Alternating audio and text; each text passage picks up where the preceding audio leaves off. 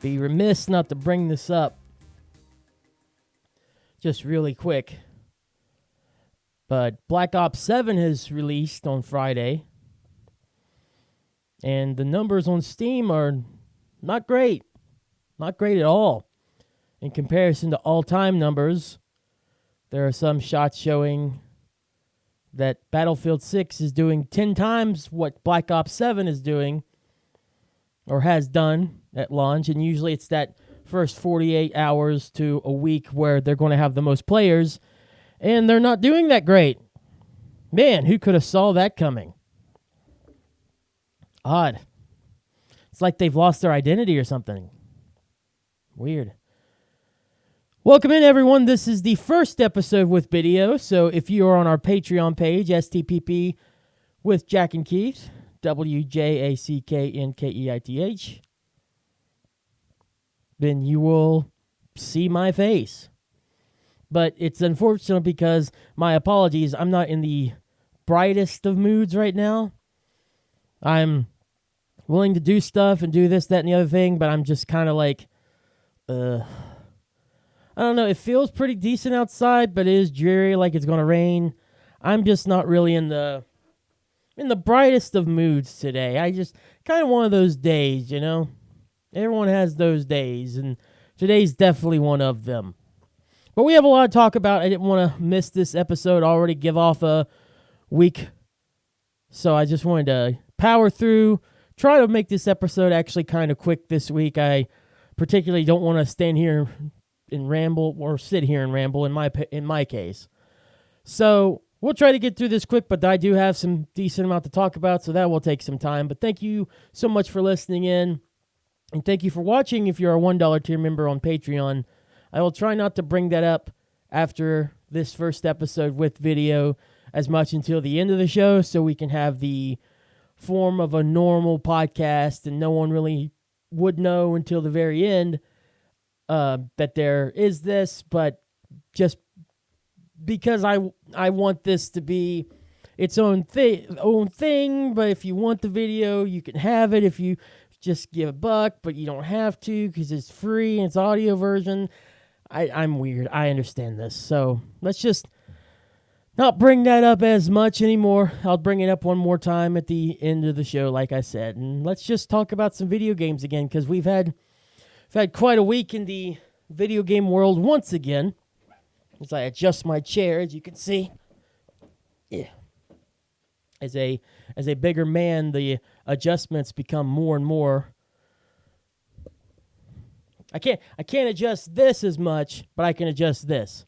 My chair. So, and what a thing to start off with is Valve has revealed the new Steam machine.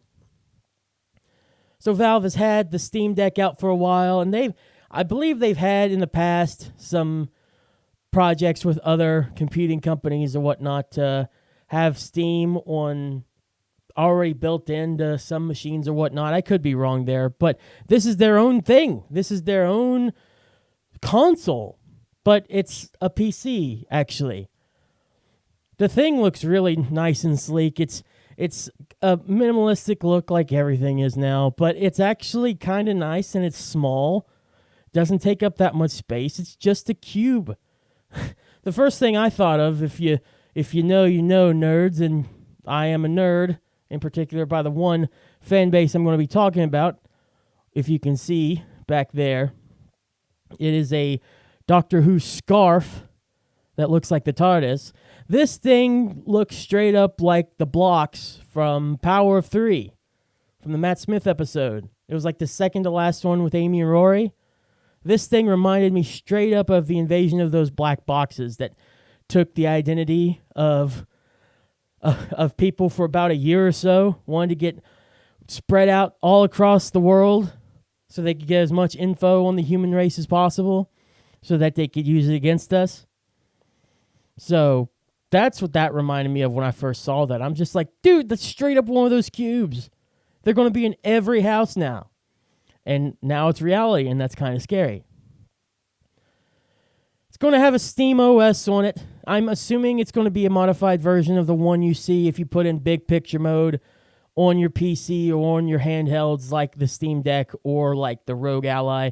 They have their own version of an OS, which is pretty okay. I like it. It's a lot better than like the Rogue Ally's old OS that like you bring up. It has a different like things you can select the settings directly for the Ally itself, which I hope they're replacing when it comes to the Xbox. I hope it's the Xbox one. I hope it's more of an Xbox OS. But if it's not, it is what it is. With this, though, I think that's going to look pretty nice. Small factor, we talked about it. Very small. I do enjoy how Valve is kind of like jokey or whatnot. They have a picture of the device, and on top of it's just a banana. That's cute. Hide it under the banana. It's a powerful PC. Gaming packed into a roughly 6-inch cube. The aliens are invading, I'm telling you. It's cool and quiet. It'll stay cool and you can barely hear it whisper. And you can get as many peripherals for it as you want. Up to 1 gigabyte Ethernet, DisplayPort 1.4, HDMI 2, and it already has 1 USB-C and 4 USB-A ports. For that tiny little box, there's a lot of USB ports. I wish they would have replaced one of the USB-A with a USB-C just automatically, but USB-A is still more widely used, even though it's really old now in comparison. So I'm okay with it, but I do wish they would have replaced one of the USB-A with USB-C and put it on the front. Have 2 on the front, or if they had to have 2 and 1 on the back, I feel like that'd been a little bit better off. GPU and CPU, 4K gaming at 60 FPS. With FSR, thanks to a discrete semi-custom AMD desktop class CPU and GPU.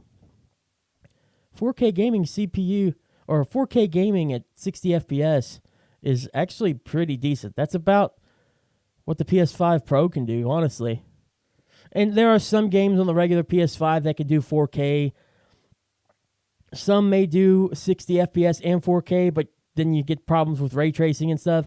I don't know what this thing can do, trying to do ray tracing with any games with this at all either, but I guess we'll find out as more people get to use this. Storage, it's available in 512 and 2 terabytes, and you can expand it with a micro SD card. I am a fan of that. It's a little weird that it's just a micro SD to expand. So I'm wondering if like stuff like ray tracing and stuff is even available to be able to do on this thing. I assume not, just because like the games are going to look good, don't get me wrong, but like they have to have like heat synced SSDs in the newer consoles. I'm wondering if this has one custom made that you can't like fix or whatnot. But I don't know. I don't know that one.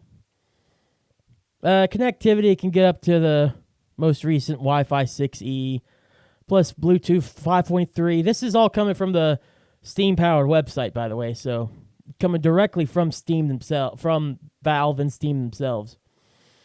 This is the cool thing. No power brick. It's built right into the system, which I'd hope in 2025, 2026, when this comes out, it would be.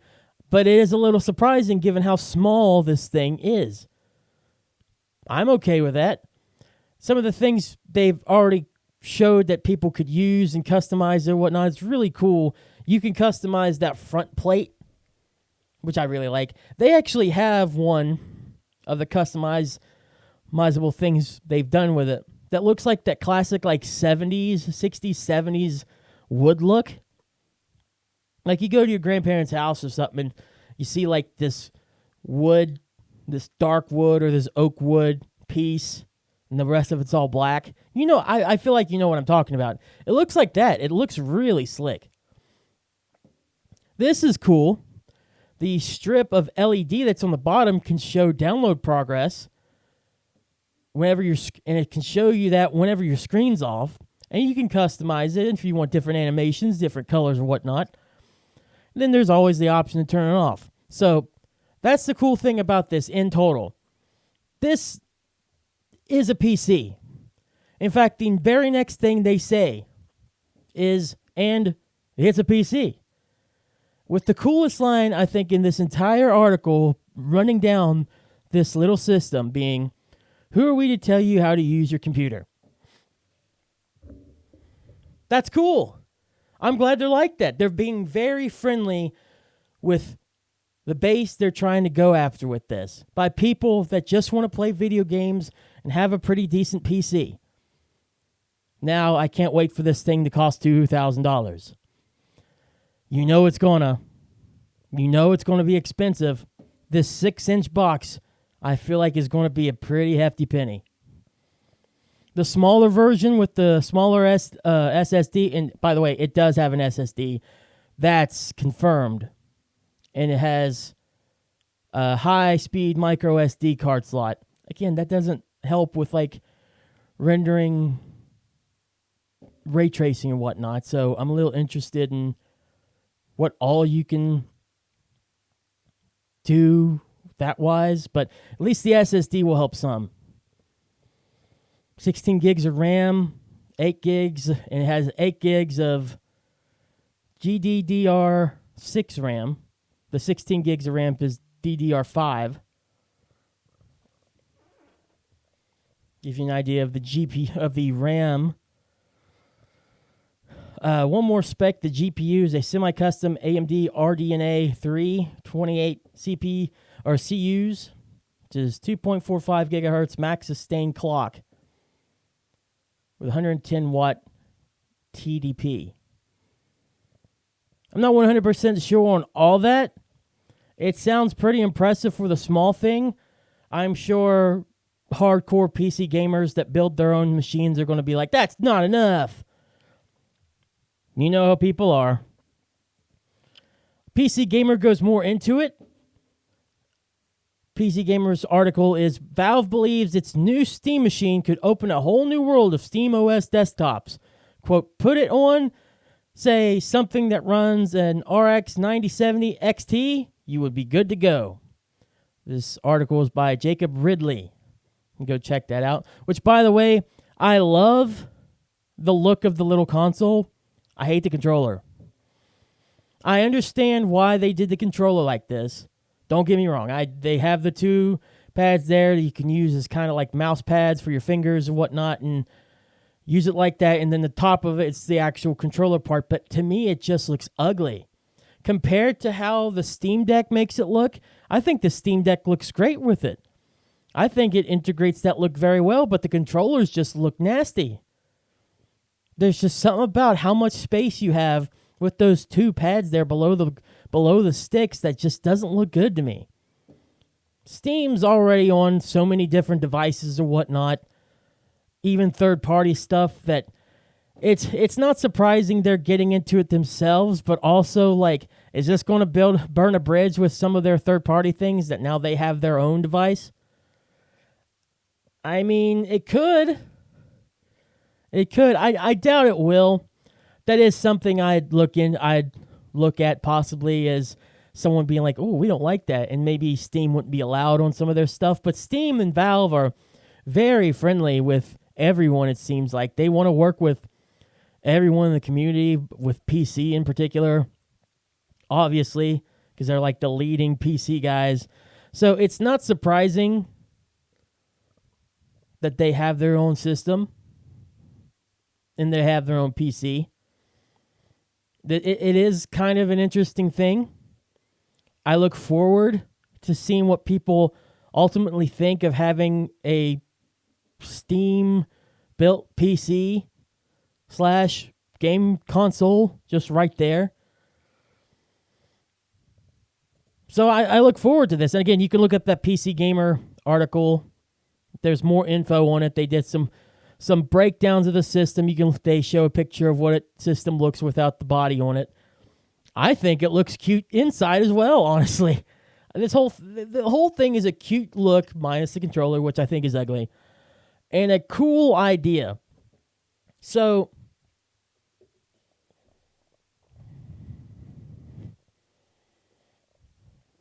apologies, I'm going to have to probably move the camera here and there and everywhere.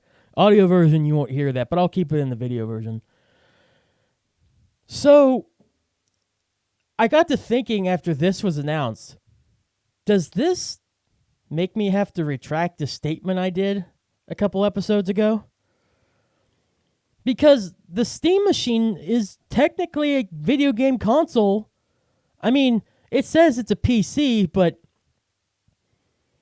it's a game system first and foremost, right? Is it a PC or console? To me, it's advertised as a PC. Steam is built for games. Valve is a video game publishing company, or at least it was, until they turned into just kind of Steam and being a software company. But games are software. So, anyway. So is this thing a PC or a video game console? So that got me thinking, well, isn't that the same kind of argument I would have with myself whenever Xbox, which here we go, here's Xbox talk. Xbox was talking about doing premium consoles themselves and turning them into PCs. Well, would that make them a PC or a console? Or is that the evolution of gaming? This is where my redaction comes from, is I thought the console wars were dead when Halo finally announced that they were coming to PS5 as well. I said, that's it. That's the end of the console wars. We're done. There's no console war anymore. Xbox has thrown in the towel because they're allowing their biggest IP to come on PlayStation. Maybe I looked at it wrong. With the Steam Machine coming out and basically being a PC, and Xbox saying that their next game console is just basically going to be a PC with Xbox elements into it, maybe that's the next evolution of gaming. Maybe this is the evolution of the console wars. Maybe this is the next console war. And if that's the case, I hate it. I hate it. I hate that that's the next evolution of it. If that's the evolution of console gaming and the console wars, then it's not a console war. It's a PC tech war. The video game console wars of the past are over. I still think that part of the statement is sort of true. But in the sense, it's not, because these are new systems. They're new systems that will be coming out that are for gaming, but they're also PCs. So they're just competing with the computing base out there. Right?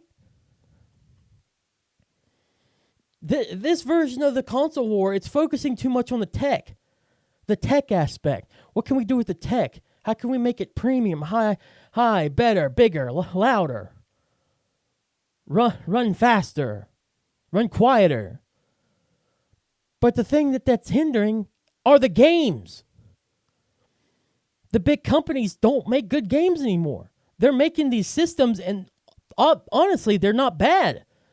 This little Steam Machine looks cool, and I'm sure it's going to run great. Something from Microsoft's going to work pretty decently. I mean, it's Microsoft, for crying out loud. The Nintendo Switch, even though it might have some issues here and there, obviously still the stick drift is a huge issue that they did not address. It's still a nice console, and it's faster than the original Switch.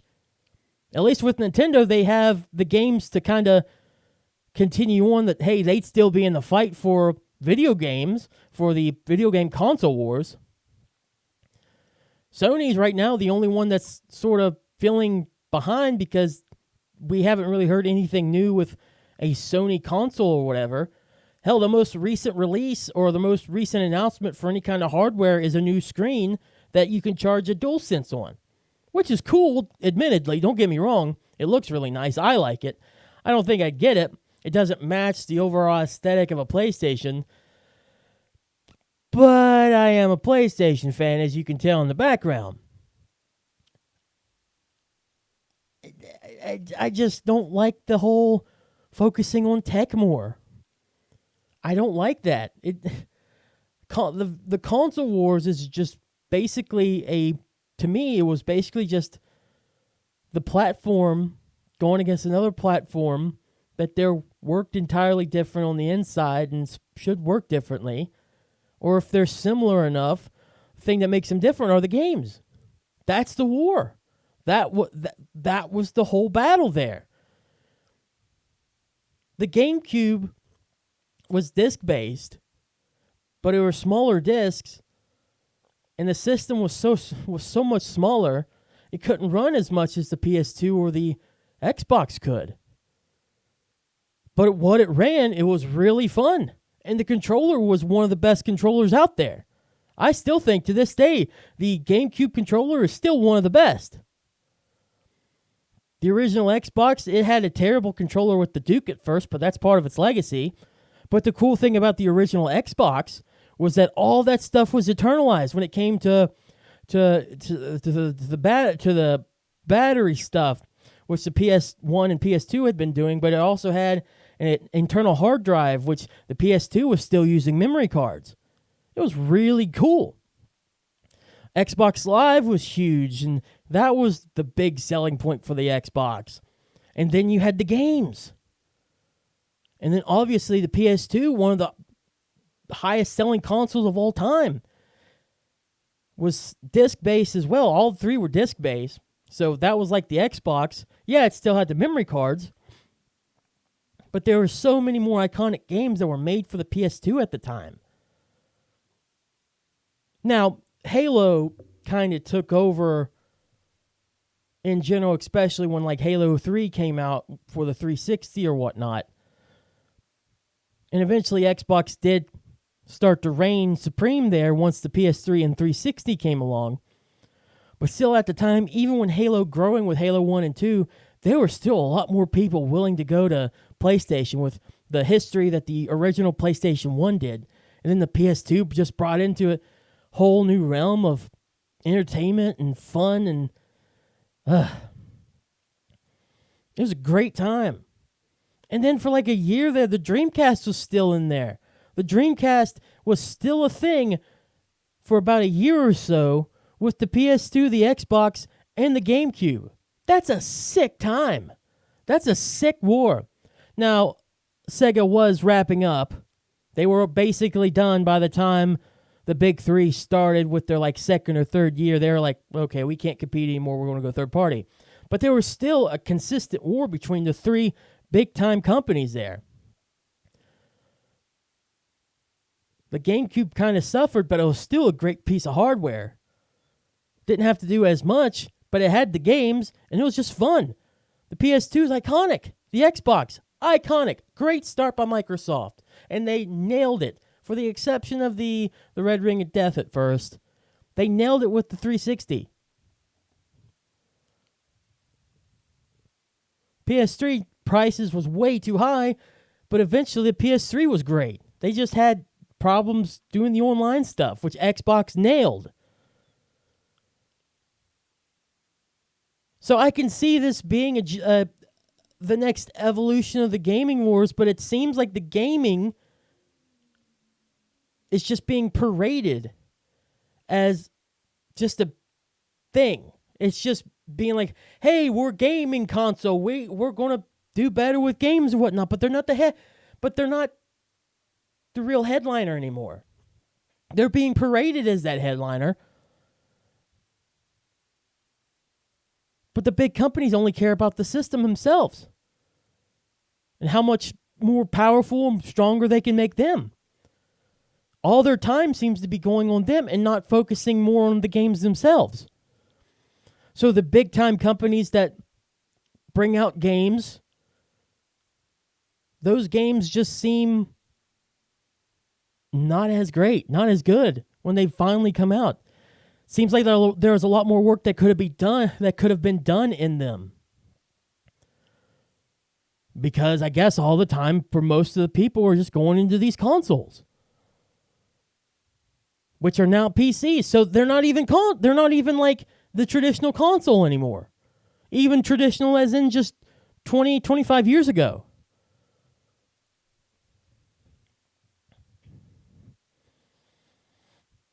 It is evolving the PC market, which is already oversaturated with brands and stuff, but it's being headlined and paraded as a video game-centric thing, and I just don't think it is. Not right offhand. But something these consoles, in particular the Steam machine, will help is indie still. Because now, with this console, you can have indie developers more easily get on someone's little tiny 6-inch box they have in their living room and just play on a TV or whatnot. That's really cool. But I also have a problem with this too. Even though that indie will probably get helped because consoles are becoming PCs, when's it going to get to the point where the indie games are becoming oversaturated? Oh, wait. We're sort of already there.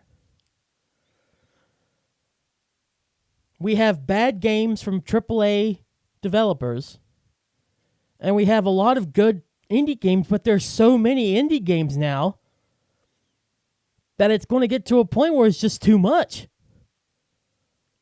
You know what caused the video game crash of 84, 85? Oversaturation of the market. And games weren't that good. And you can argue, oh, well, games are so much better than they were back then. It was just pixels and stuff. Yeah, that's fair. That's a fair argument. But it doesn't mean that there's a lot of parallels there.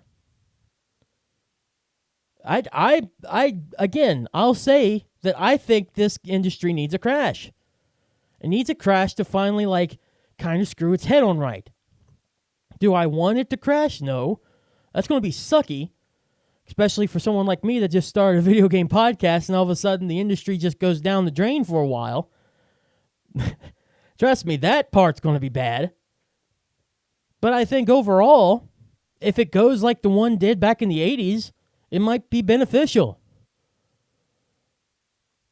I just hope everyone's okay with this evolution of video games. I have a problem with it, but not so much that I don't like the systems because I think the tech is really cool. I just hate that they don't seem to be focused on the games. The games feel like an afterthought being paraded as the headliner, and that's just not how video games should be. Well, Sony seems to be regretting their acquisition of Bungie. Yes, as a Sony fanboy, as a PlayStation fanboy, I am going to talk bad about Sony and PlayStation for a bit. So, hypocritical as I might be, and I'm first to admit it, sometimes I say one thing and it comes out the other, and I'll admit it, I guess. I don't know if that's making me a better person to admit my faults or just making me worse because I know my faults and don't fix anything. But I am going to talk about Sony and how dumb of a decision it was for them to buy Bungie. And now Marathon is just not coming out, and Destiny 2 is at its worst point of all time. Kotaku reported back on November 11th, Veterans Day. Sony gives an update on Marathon's launch as Destiny 2 crumbles. That's not good. The Destiny 2 developer has fallen short of Sony's expectations. This is by Kenneth Shepard. You can read more on the website there. Sony spent $3.6 billion on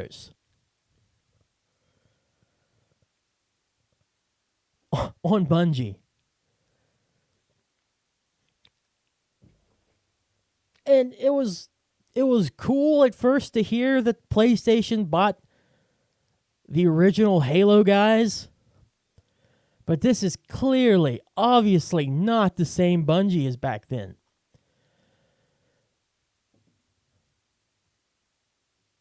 So, Sony CFO, corporate executive officer, Lin Teo, has revealed some stuff about Sony and their unhappiness with the acquisition of Bungie, in particular involving Destiny 2 and whatnot. Quote, Destiny 2 has not reached the expectations they had at the time of acquisitioning Bungie. Direct quote, here's more of it. While we continue to make improvements, we downwardly revised the business projection for the time being and recorded an impairment loss against a portion of the assets at Bungie.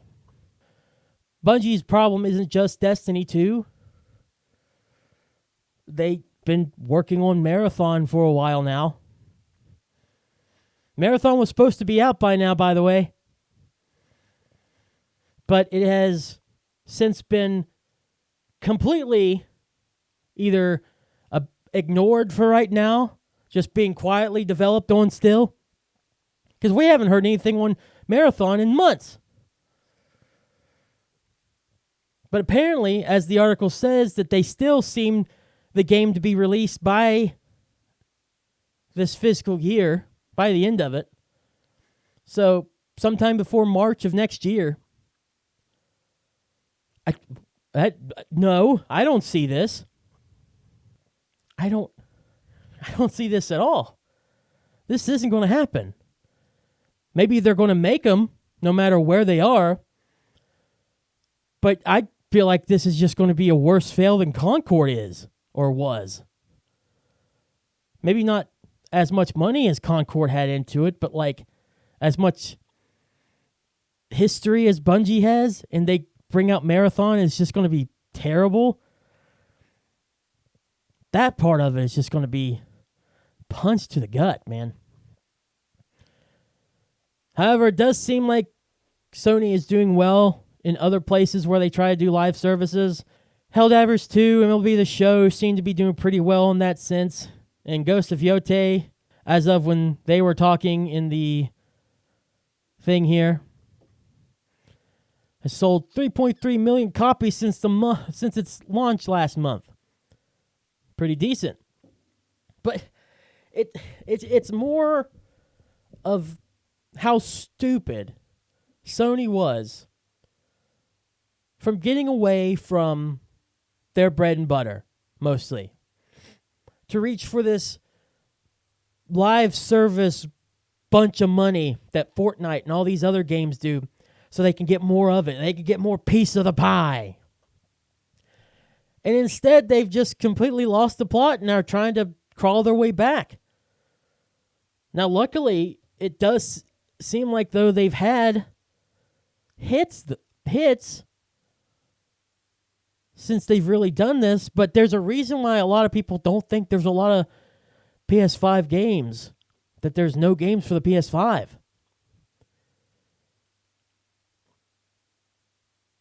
Exclusively right now, Astrobot's really it, because I think Ghost of Yotei is going on PC if it hasn't already.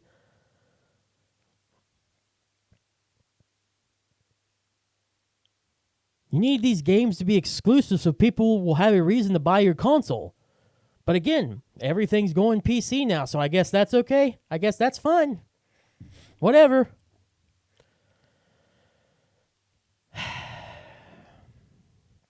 I had a great idea for how they should have implemented Bungie outside of Marathon. If you wanted to do Marathon, just go ahead and do it. Fine. But honestly, I think you should have just ended Destiny. If you didn't do Marathon, you should end. If you were going to do Marathon, you'd have to end Destiny. But I wouldn't end Destiny either. So I'm saying Marathon. Don't do Marathon. Work on Destiny 3. And yeah, I know that's like, no, I don't want to work on Destiny 3. Destiny 2 is already a thing, blah, blah, blah, blah. Destiny 2 is old now. In video game world, it's old. It's time to move on from Destiny 2. Redo the game, rebuild the game, make it smoother, make it better, keep the good parts about the gameplay of Destiny that's always been there, improve on Destiny as a whole, Make Destiny 3. Work on it. On the side, though, I have an idea to where you can make a really good game. That would never happen in a million years, which is going to come to an issue that I'm going to talk about here in just a minute that just cracks me up every time I read it. I'll just say that. But here's my idea. So the first thing I thought about whenever they purchased Bungie, other than what's going to make Destiny better, which that hasn't helped, the first thing I thought was this could be a really cool idea to sort of be like a elbow to the side, a little pinch, poke, poke. Hey, look what we're doing here. To kind of bring Bungie almost not full circle, but seem like we're in a whole nother universe. And what I mean by that is, so the closest thing PlayStation has to a Halo, I would think, in the grand scheme of all their games they've ever made, is probably Killzone.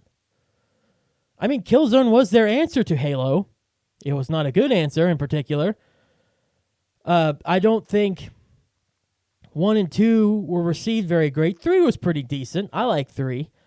And the one on the Vita was very good for a Vita game. It could hold up as a regular standard game, honestly. So this is my idea. Because we got PlayStation Studios going on, Guerrilla is part of PlayStation Studios, who used to do Killzone, but have now focused solely on Horizon. Okay, fine. Focus on Horizon mostly.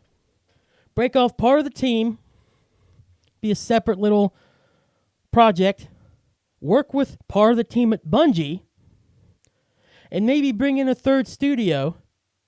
I always go to Bend. I like Bend as a studio. They seem to do pretty well in terms of making games and whatnot. I mean, Days Gone was a great game, even though Sony didn't like it, and it got kind of middling reviews in terms of where games like God of War have gotten and whatnot, and Horizon in general. But I like Days Gone. I think it's pretty good. But if you didn't want to do Days Gone, bring back Killzone and advertise it as the people that worked on the competitor's game or something. If you're not allowed to exclusively, particularly bring up Xbox or Halo because you're PlayStation, the competitor, the direct competitor at the time, just be tongue-in-cheek with it and mention that Bungie's back with a campaign like no other. And kind of tease it like it's going to look like Halo or something, but it's Killzone. And maybe like you have a shadowy figure that sort of looks like Master Chief, but obviously not because copyright and whatnot. But it turns out to be one of those Vex, or not Vex, but Hell something. Hell. I can hear the name and I can see the red eyes and the faces of their helmets. But you have that be the enemy shown as the big reveal of what game it is. And then I could just see the release trailer now during a state of play. It's like you have this like kind of darker, like bluish type look to the scene. It's all run down and messy looking in a city or whatnot. City's been ravaged, and probably you follow this kid or something. I'm just making shit up right now. You follow a kid down the thing. He's running away. He's trying to escape. He gets cornered, but he thinks he's safe because he sees a figure that looks like kind of hopeful, like Master Chief, you know? Maybe he thinks that's who that is at first. And then you see the eyes glow of the enemy, the hell, whatever it's called, in Killzone. Flash Killzone, whatever you want to call it. Flash the title. And then you say, in development by Guerrilla, Ben Studio, and you put Bungie right in the middle. You already have a seller right there. You don't have to show any more game. You don't have to do anything else with this. You have a seller right there. People are going to buy it when they see Bungie right there, right in the middle, working on a Killzone game, a PlayStation competitor to Halo. Even if this is not the same Bungie, just the fact that they are called Bungie, people are going to be like, that's rather intriguing. I'm going to check that out. Bungie working on a Killzone game. That's what should have been happening here. But no, Bungie wants to work on live services. Well, you can't make a live service out of a Killzone game? What's wrong with you? If you can't do that, and your other shooter is just a first-person shooter as well, Destiny, then you've completely lost the plot, and Marathon is going to absolutely particularly suck.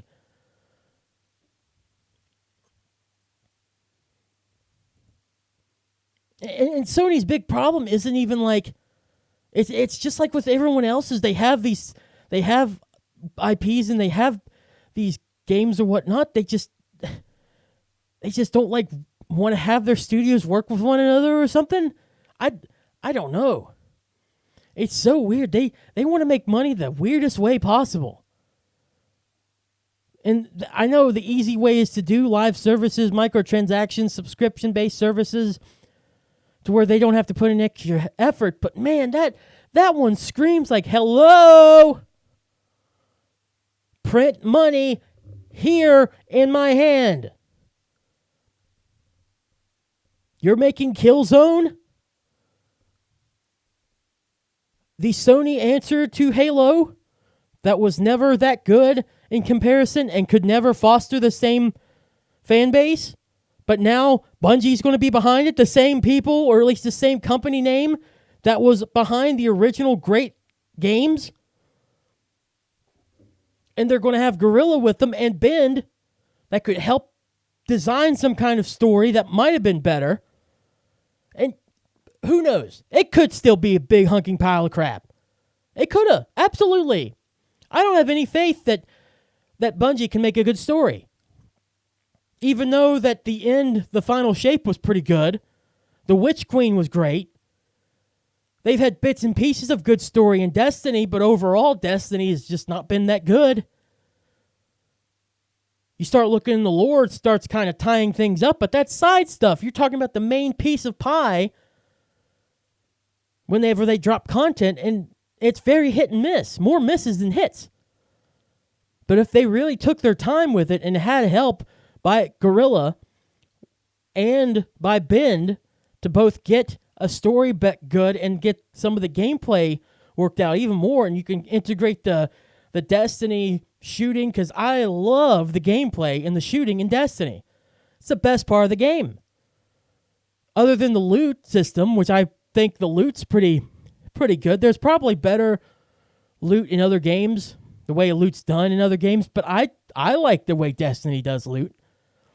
In terms of what you get in the old light system. I don't know how it is now. I haven't played Destiny consistently in a couple years.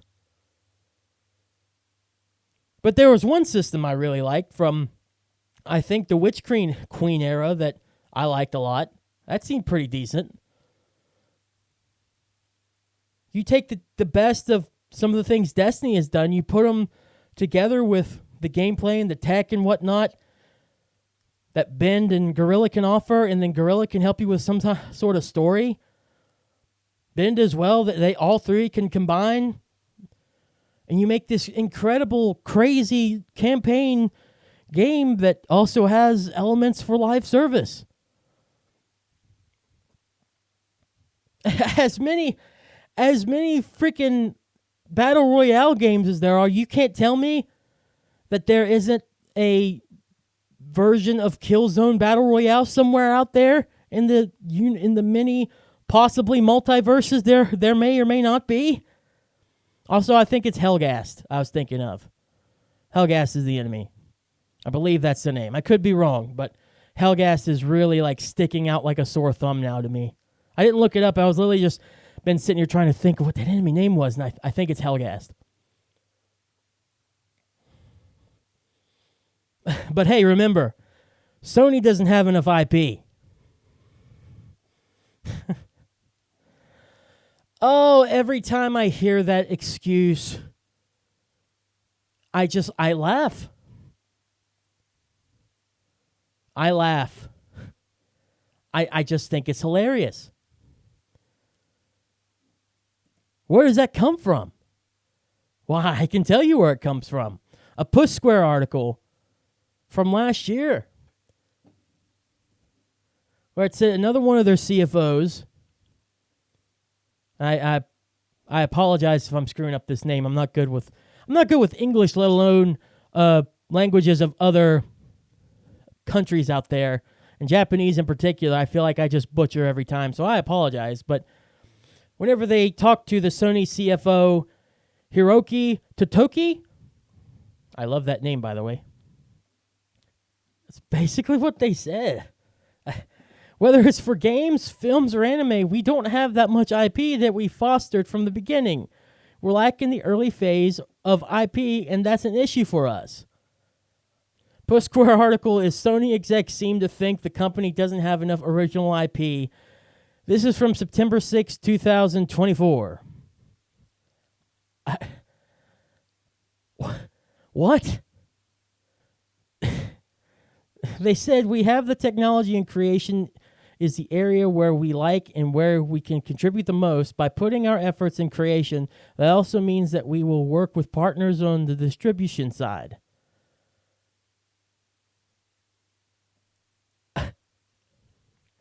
The article says that it's worth noting that the comments aren't limited to just video games. It includes Sony's film and anime interests as well. And yeah, maybe they lack stuff in terms of IP they can use in anime and movies and stuff. But you have video game IPs out the wazoo. You can't bring some of those over to other mediums? And Push Square is just trying to be nice here, I feel. That's my opinion. That's not them particularly saying. That's just my opinion. I just feel like they're trying to be nice, putting that little disclaimer there, because it just sounds so ridiculous. You don't have enough IPs, but yet Jak and Daxter, Medieval, Sly Cooper, Killzone, Infamous, Fat Princess, some of these just don't exist anymore. Ape Escape? I mean, what ones do you not own? Because I know in terms of Crash and Spyro, you don't own those. Those were made originally by Naughty Dog and Insomniac. And at the time, PlayStation Studios wasn't a thing. Hell, PlayStation Studios wasn't a thing until about 5-10 years ago, if even then. And you didn't really have the rights to those. Those are just games that came out on the PlayStation and just became your hits. And then whenever they got bought out by Activision, whenever they got the rights taken given to Activision, you kind of switched to Jak and Daxter and Ratchet and Clank for a time. Now, Ratchet and Clank you've used consistently over the years. There was a time during the PS4 era they weren't really shown. They had a movie, but the remake of the first game that the movie was based on sorta was a lot better than the movie itself. But Jak and Daxter hasn't been used in forever. If you can't tell me you can't use them in some kind of anime or movie either.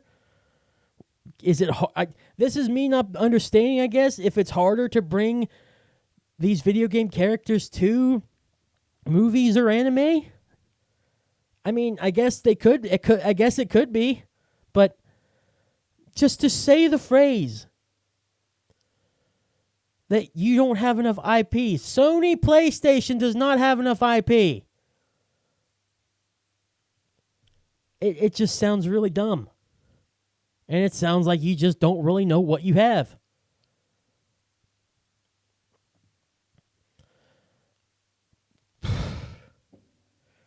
To me, this whole Bungie acquisition, spending $3.6 billion,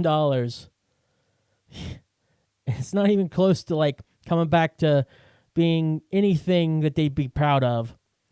Along with Concord, and along with their focus on trying to do more live services and kind of get away from their bread and butter of like single player action adventure games and stuff, just shows their own stupidity. Their own stupidity and their own lack of care of trying to just keep doing what they were doing that brought them to the dance. Even if a lot of people don't think they're 100% great, the quality of PlayStation games were generally, and especially the first-person PlayStation Studios now video games, were usually considered not bad. I'll take not bad games over games that lose $400 million and are taken off the thing for after a few months or after even a month. Or a decline of an already established game that wasn't even made by, had anything to do with Sony at first. Or a game that keeps getting delayed because they don't know what the they're doing. So you lost all this money for nothing. Basically $4 billion on Concord and this Bungie acquisition. Product of your own stupidity. I hope if there's a PS6, you look at yourselves at what you've done with the PS5 and learn from it. Because there's a lot of dumb things you've done with this system that didn't need to happen. You had Astrobot, which is a great success, yes. And you've had some great games on the system.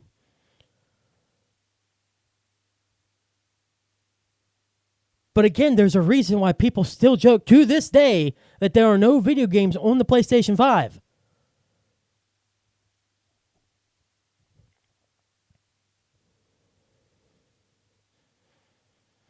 Maybe you need to evaluate some of the stuff you did with this system.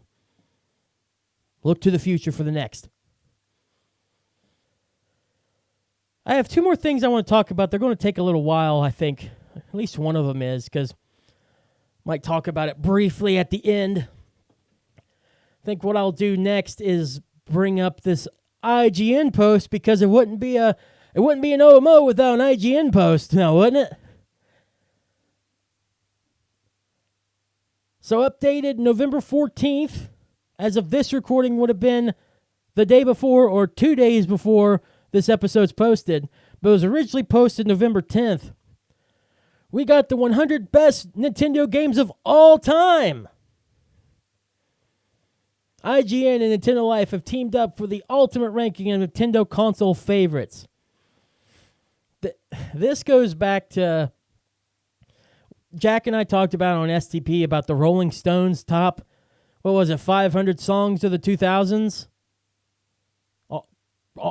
Already? For now? It's all subjective. It all couldn't make sense. They're all going to be completely different from where you'd put them, wherever you may put them. So take this article with a grain of salt. And once again, it's by IGN staff, so you can't go after any one particular person. Which this article might have when they say IGN staff, this could literally have been written by one person or actually had multiple staff members working on this. Because it says IGN Nintendo Life,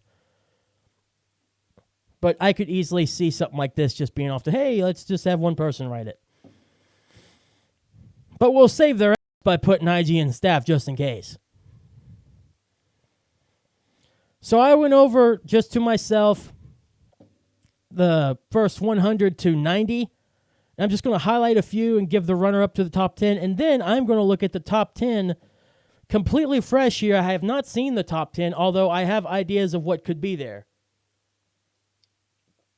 based on what's already been shown in the top 100 to 11.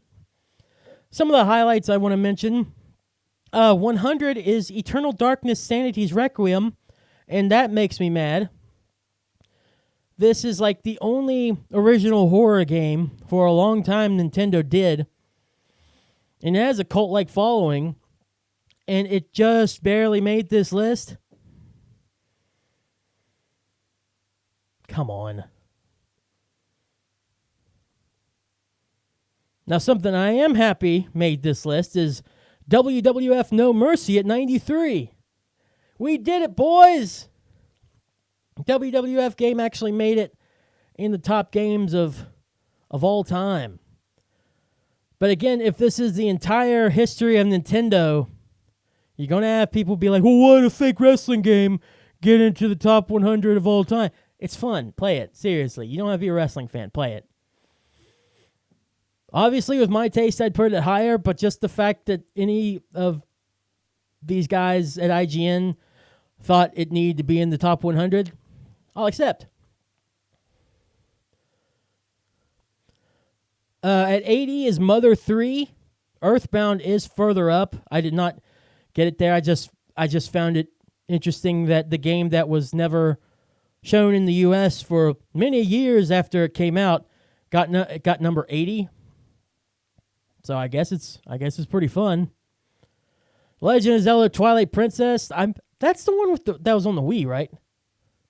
I highlighted that one just because I don't know. I feel like it always goes being one of the best to one of the worst Legend of Zelda games. So it being 61 seemed a little high. Metroid Dread at 53. I feel like that game's really low. But it is a more recent game, so that could be recency bias. Wii Sports at 48 is low. That game was everywhere. Yeah, maybe they're determining it more on just the game itself and not the hype and how much people played it and how many played or whatnot, but Wii Sports was fun. I mean, it doesn't have, like, story or whatnot, but none of the rest of these games do either. Really. Especially not the ones after 48, after where Wii Sports is at. Super Mario Bros., the original from 1985. Remember that game I talked about? Remember that video game crash I talked about back in mid-'80s? This is the game that kind of helped everyone get out of that and kind of saved the video game industry. Yeah, that one. 45. That's interesting because Super Mario Wonder, which is the newest version of that particular type of game, 2 spots ahead of it. Right in the comments of this article, if there is one, how you don't agree or you do. I'm sure that's definitely a take. Here's the worst one. Here's the worst take, in my opinion. Mario Kart World is 42. What? Are you kidding me? In Mario Kart sense, it's not even like one of the best Mario Karts of all time. Now, I'm basing what I said on what other people say. I don't have a Switch 2. I haven't played it. There's just been so much crap I've heard about it. And let's not forget, this is the game that kind of brought up the whole $80 thing you buy. And I know pricing-wise is not what they're looking into this list as. Looking into fun factor. Looking if it was a good game. But it just doesn't seem fun. And especially after coming after Mario Kart 8. So I know it's hard. You shouldn't compare it like that. But this one feels way too high. Super Mario 64, in this sense, is only 25. I feel that's too low. This is the game that started, basically, the 3D platforming age. 25, really. I know it's got some clunk. Don't get me wrong. But you can still pick up and play Super Mario 64 and have a lot of fun. You're going to get frustrated by the camera, and there are parts of it that age like spoiled milk. But 25 still just seems low. Animal Crossing New Horizons at 17. Yeah. The game that really felt not nearly as full when it first came out. Even though it was a nice time when it came out because it was right when COVID was happening. We talked about it on the show and came out with Doom and whatnot. I gave it its praises there, but when it first came out, it was very boring and bland in comparisons to the other games. And it took years to finally get some content into it like the games had before. Now they're about to come out with new DLC. But IGN's already put it at 17. That's a choice. And the runner-up, right before the top 10, Super Smash Bros. Ultimate. Yes, I will say right now, Melee was shown before this. Go ahead and leave your comments once again on that IGN post. That's not me, that's them. The 11th best Nintendo game of all time is Super Smash Bros. Ultimate. I mean, they have the best list of characters because they literally have all of them in all previous games, plus so many more like Banjo, Sora, Joker, like 20 other more Kid Icarus characters or Fire Emblem characters. I don't know. So in that sense, sure. But play-wise, is it better than Melee? You decide. All right. Now we're here. I have not seen the top 10. I will be looking at the top 10 for the first time on the show here. So for me, this is live in living color, ladies and gentlemen. You're going to get my brand new reactions to this top 10 list as we go. And I'm going to name the top 10 list, but I might leave out number 1. Because I want you all to decide this list to see their number 1 choice. Which, by the way, if I mention all kinds of games and whatnot, you can figure out number 1. It won't be that hard to figure out.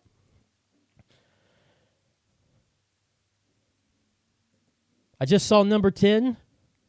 Scrolled a little down too long because I wanted to open up a little more.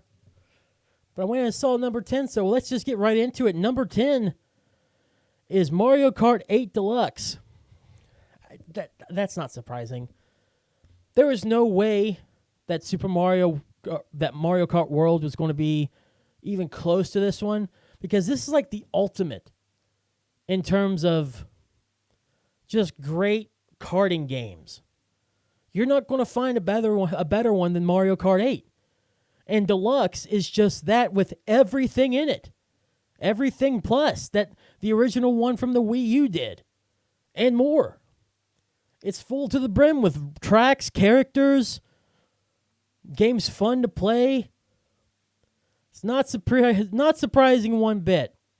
The only thing I would say is surprising is maybe it's not top 5. I could easily see it being a top 5er for Nintendo games for a lot of people. I'm okay with it being 10, just in general of listings and whatnot, but it's surprising it's not top 5. Number 9, The Legend of Zelda: A Link to the Past. A classic. This one makes a lot of sense. I don't know if it should be top 5. Top 10 works. I know a lot of people love A Link to the Past, though. So you may have some be like, you ranked it too low. I understand it.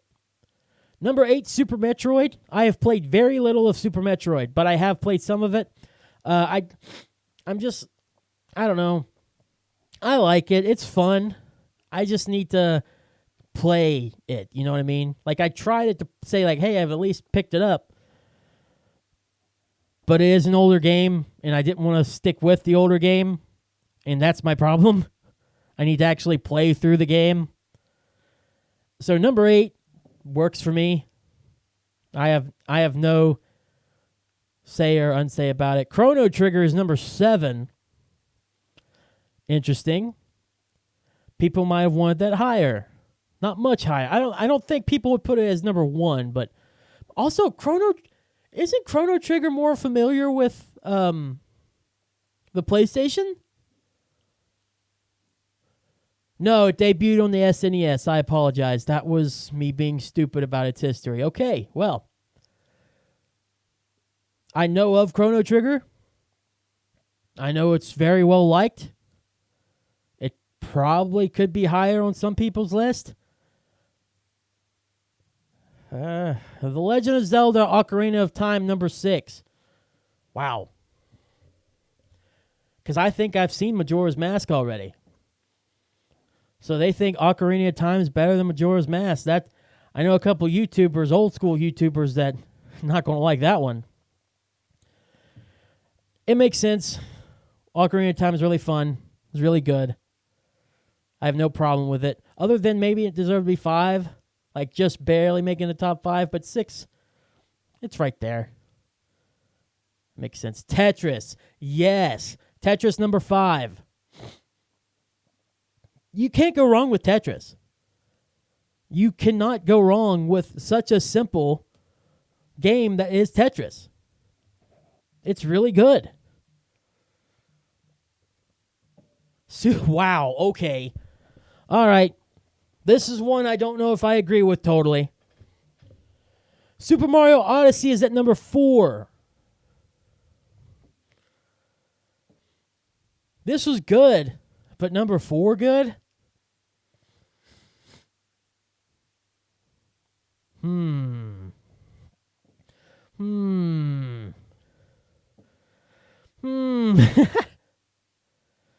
I had a lot of fun with Odyssey. It was great. It was the expansion, finally, on the nostalgia that came from Super Mario 64. Super Mario World is number 3. Everyone always says it's like between Super Mario World and Super Mario 3 are the best Mario games. And there's a reason for it. Super Mario World is fun, it's bright, it's colorful. It's great. Number 3, well deserved. I kind of saw this one coming. Makes sense it's in the top 5. It was so talked about and loved when it came out. The Legend of Zelda Breath of the Wild is number 2. I mean, yeah. You talk about 2 games that deserve their spot in the top 5 of a best of Nintendo video games of all time. Breath of the Wild, man, was nuts. It took that Legend of Zelda formula of just being semi-open world, but being like that top-down type adventure where you go around dungeons and whatnot. Finally gave you the option to be like, go wherever. And it's just beautiful and everything. And Tears of the Kingdom, like, it's its own side game, but it's basically more Breath of the Wild. If you put those 2 together and say that's one game, then it's like the greatest game of all time. Breath of the Wild is amazing. I might switch Super Mario World and The Legend of Zelda Breath of the Wild. I might put Super Mario World 2 and Breath of the Wild 3. But they are definitely top 5 for sure. Yeah, I've convinced myself to have you all go look at the number 1 yourself. So you can see it. But if you can see me on my show, on the Patreon, you'll see my reaction to number 1. And you can take a guess what it is. I'm not going to say. It's easily accessible. Once again, it's the best 100 Nintendo games of all time from IGN. So you're going to hear my reaction for number 1. Huh.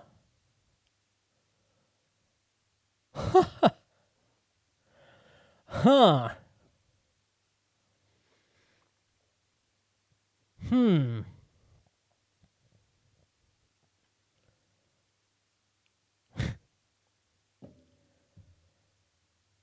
No. That's ironic. That's ironic. I'm not going to say what number one is, but my reaction, and me saying it's ironic, sorta, just go back less than a minute, and you'll understand why. So that's the top 100. Holy I was not expecting that one bit, honestly. The number one that they picked, okay. Well, that was the top 100 Nintendo games of all time by IGN. Go look at it for yourself, see if your favorite video games on there. I just highlighted about 21 of them, including setting the top 10 minus the top one spot. Oh, my God. Holy cow. All right. That was something. Getting on something else real quick, but still pertaining to Nintendo. I just want to briefly mention this. I saw a picture of it from a Eurogamer post, but I didn't go fully into the article just because I already had a full episode down and ready to go. And this one's actually went longer. So one of the things I wanted to talk about, I'm probably going to wait till next week if I can remember. I can talk about it then. The one I want to talk about is a general one that actually can space out for a while, so I can go on that later on. But the last thing I want to mention real quick from Eurogamer, there's an image on Facebook I saw that shows that Nintendo makes third-party Switch docks no longer compatible after a recent update. I can't confirm it. Go look at Eurogamer on their website or their Facebook. Look up more stuff yourself on that. It's just an interesting picture I saw. I'll look more into it, and if I see anything that actually confirms that, or if there's more to it than what they're saying, then I'll talk about it next week.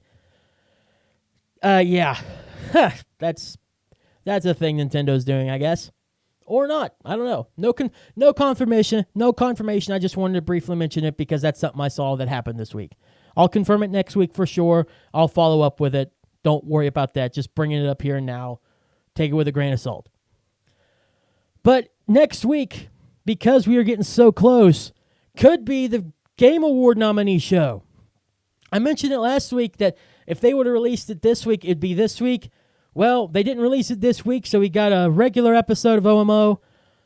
So next week, if in the coming week they finally decide to release the nominees, because we are right in the middle of November now, and they said that they'd release the names of the Video Game Award nominees around this time. So if throughout the next week we get the nominees for different games and whatnot, we'll talk about it here for sure. I'm also wrapping relatively quick. It's getting close to time where I have to boot scoop boogie because I work on the weekends still, and I record on Saturday. I just got started really late because at the beginning of the show I mentioned I'm just not feeling that great today. I'm still kind of in a mood from some stuff that happened, but I won't go into it too much. So kind of finishing quicker, although this has been a longer episode in terms of recording-wise. So that's good. Y'all get more content. That's good. It's a good thing. I like putting out episodes that are at least an hour long, so I didn't feel like I failed you guys, or I failed myself. But if you want more stuff, go to the Patreon, STPPWJACK, letter N, KEITH. Save the Planet podcast with Jack and Keith. $1 a month tier gets you access to Save the Planet Uncensored. Get your name shout out on Save the Planet. And you now get the video version of OMO. This is the first one of those. So, very basic. I didn't really do anything particularly special with the video version. It's just going to be me on video talking. So, if you want that, but if not, if you're more interested in the uncensored STPP, totally understand. Or if you want your name shout out on the show, I'd suggest do that. But if you want to go even a step above and become a $5 tier member, you will get access to Save the After Show, which is about another 20-30 minutes of Save the Planet podcast that we can't particularly talk about and do stuff. on the main show, because we're probably talking about spoiler stuff for the next show or stuff that we talked about had more context, from the main show. And we just hang around, goof off there for a little bit longer and give you all some more stuff to listen to. So that's for the $5 tier members. You also get access to everything else. So check out our Patreon one more time. That is patreon.com/STPPWJACK Go there. At least become a $1 tier member. That's where you get most of the stuff. And consider $5 if you want access to Save the After Show. I will tell you, we have recorded Save the Planet podcast for this week. We've been recorded for a little while now. It's pretty good. I'm excited for especially one part in the episode. It's going to get wild. It's going to be cool. It's going to be nuts. So I'm teasing that for sure. I'm getting you all excited for that because I'm excited for it. I know our third member of trying to become our third guest host third host is going to be excited for it to come out. So you all should be too. As for me, I'm going to go get off here. I got to get ready for work. I got to see what's going on here with other stuff before I get out of there. And I just want to say have a great week. And once again, if the Video Game Award nominees become available, we'll talk about it next week. If not, I will delve more into the follow-up with this Eurogamer thing and talk about the other thing I wanted to talk about. So, thank you all once again for listening. I'm Keith, once again, as always. I love your faces. See you next time, guys, and gals as well.